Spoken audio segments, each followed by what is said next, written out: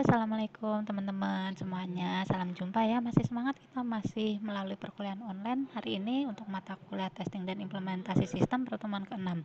Pembahasannya adalah tentang estimasi dari usaha tes ya.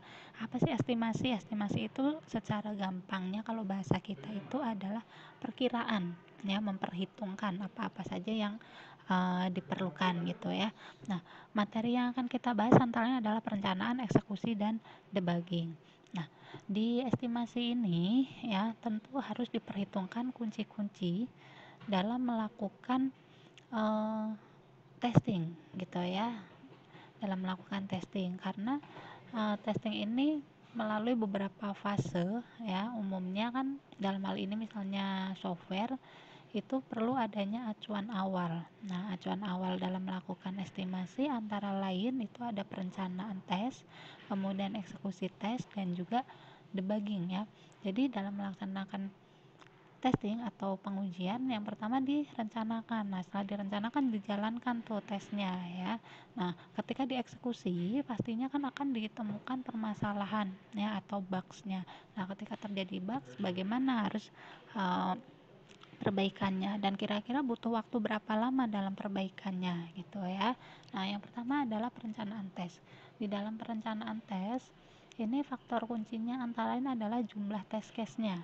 Nah, seperti kita tahu tidak mungkin semua form itu kita lakukan testing gitu ya. Kemudian kita juga harus memperhatikan waktu rata-rata per test case-nya. Nah, ini juga perlu jadi perhatian ketika kita merencanakan tes ya.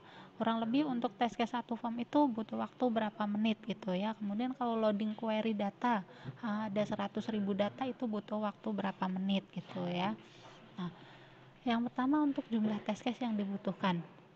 Di sini kalau menurut standar praktis dari industrinya ya, dalam perencanaan tes khususnya jumlah test case itu dibagi menjadi dua bagian. Ada untuk testing software baru, ada untuk yang regression testing.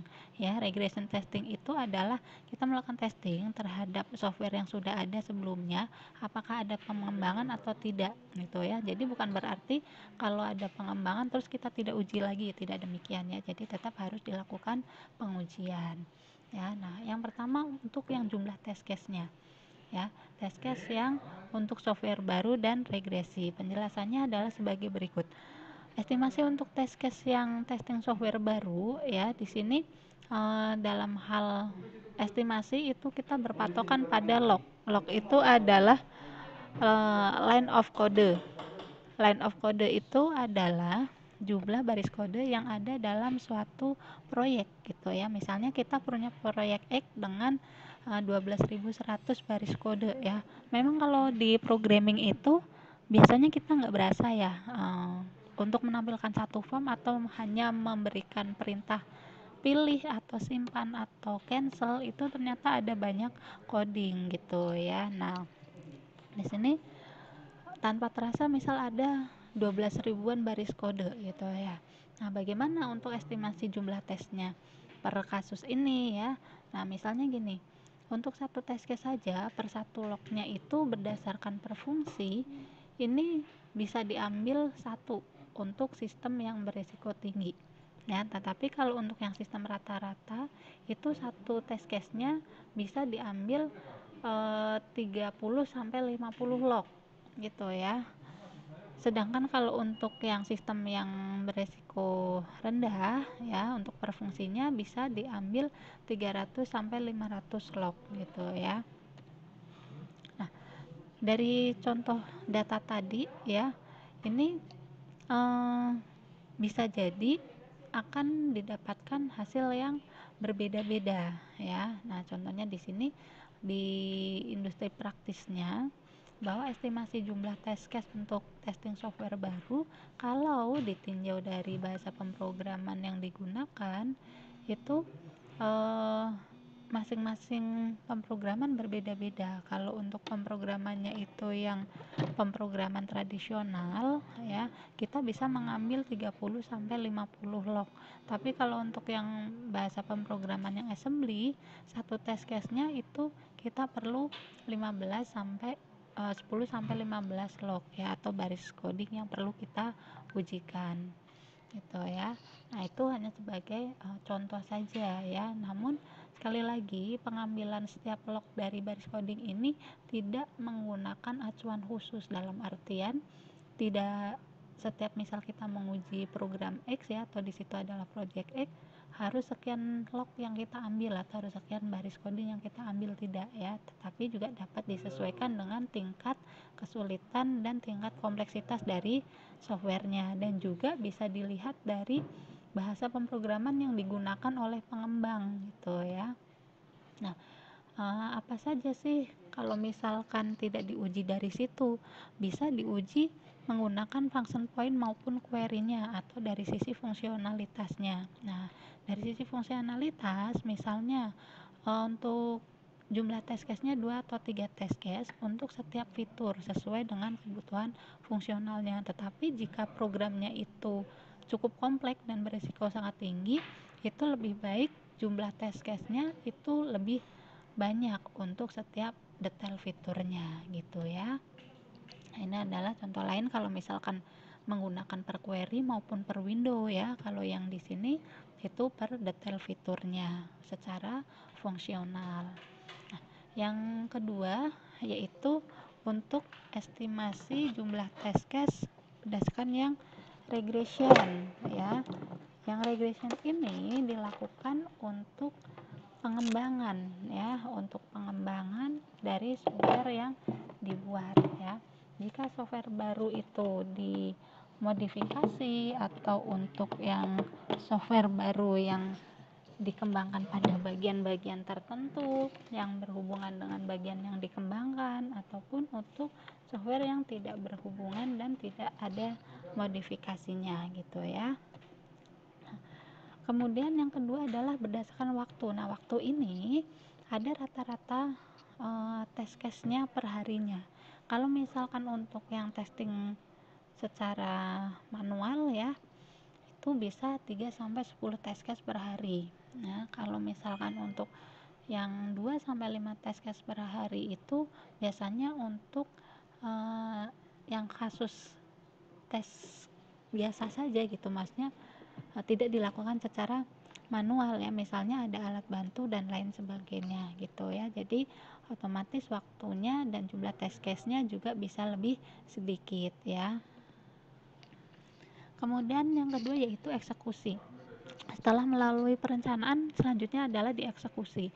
Nah, ketika eksekusi itu juga perlu apa istilahnya ya, menjalankan per test case-nya itu bagaimana lingkungan tes yang sudah di setting dan di setup gitu ya. Nah, faktor pentingnya apa saja? Faktor pentingnya adalah yang pertama jumlah siklus tesnya ya, misalnya ada perulangan dan lain sebagainya. Kemudian ada jumlah test case yang dieksekusi per siklusnya ya. Kemudian yang ketiga adalah waktu yang dibutuhkan untuk menjalankan masing-masing per test case-nya gitu ya. Nah, usaha yang diestimasi untuk eksekusi tes itu antara lain ada persiapan, kemudian setup lingkungan ya, evaluasinya nanti sampai pelaporan ya. Jadi semuanya harus dipersiapkan ketika akan melakukan eksekusi tes itu. Bagaimana ketika kita sedang melakukan eksekusi tes kemudian terjadi kegagalan ya? Yang pertama tentu saja sebagai tim yang melakukan pengujian gitu ya, ini dipastikan permasalahannya apa gitu ya. Kemudian kita kumpulkan informasi-informasi dari permasalahan-permasalahan tersebut, siapa tahu mengerucut kemudian oh ternyata bugs-nya hanya pada titik poin form yang ini gitu ya. Nah, jangan lupa ketika melakukan testing ya, terutama dalam eksekusi itu pasti setiap permasalahan yang ditemukan harus dilaporkan ya, dan nantinya untuk direview mana ini yang merupakan bugs dari program atau aplikasi yang sedang dibangun gitu ya. Nah, ketika sampai pada pembahasan mereview bugs-nya ya, sudah fix nih ini merupakan bugs ya, seperti teman-teman ingat bahwa tidak setiap bugs itu dianggap sebagai bugs ya. Artinya mungkin di situ memang ada waktu loading gitu ya. Ternyata penguji atau tester itu menganggap itu sebagai sebuah bugs ya. Misalnya ini loadingnya terlalu lama untuk mengquery data sekian. Nah, itu perlu juga disepakati dengan pihak pengembangnya ya. Apakah ini memang merupakan sebuah bugs ataukah ini memang jenis komunikasi antara sistem dengan usernya gitu ya.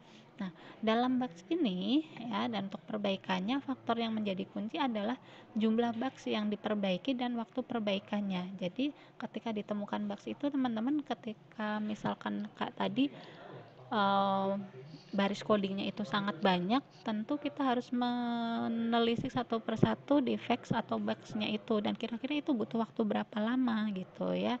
Nah, jumlahnya itu untuk masing-masing bugsnya ya bisa berdasarkan bahasa pemrograman. Nah, ini sama seperti tadi di perencanaan ya. Jadi masing-masing itu misalnya nih ada 5 sampai 8 bugs dalam 100 log ya. Ini untuk yang kode baru.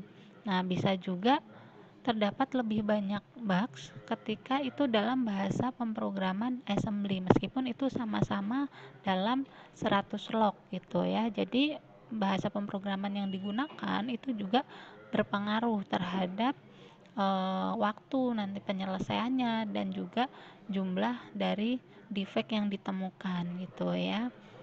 Ini juga sama ya, hanya berbeda pada bahasa pemrogramannya saja. Nah, di sini waktu yang dibutuhkan untuk memperbaiki defect atau bugs-nya ya. Jika defect-nya itu sedikit, maka debugnya dan perbaikannya bisa langsung dilakukan. Nah, tentu saja tetap mengingat pada tingkat kesulitannya. Kalau misalkan tingkat kesulitannya sederhana, meskipun defectnya cukup tinggi, ya 85%, ini waktu defectnya cukup 1-4 jam. Tapi jika tingkat kesulitannya itu cukup kompleks, meskipun defectnya itu hanya sedikit, ya dari keseluruhan program yang ditemukan, itu waktu defectnya pasti lebih lebih lama gitu ya. Sedangkan jumlah defects yang banyak ya, misalnya sampai 100 defects gitu, ini tentu saja juga berpengaruh ya. Jadi kalau jumlahnya itu untuk dalam tingkat kesulitan yang sederhana tapi defectnya itu lebih dari 100 ya. Nah, ini 100 itu misal ada 60% dari keseluruhan defects yang ditemukan gitu ya. Nah, ini juga sama ya. Demikian teman-teman, mudah-mudahan bisa bermanfaat untuk pembelajaran kita ya. Jangan lupa kalau debugging itu perlu perbaikan ya, dan perbaikan itu perlu waktu sehingga harus diperhitungkan dalam estimasi usaha tes ya. Terima kasih atas perhatiannya, semoga bermanfaat. Assalamualaikum warahmatullahi wabarakatuh.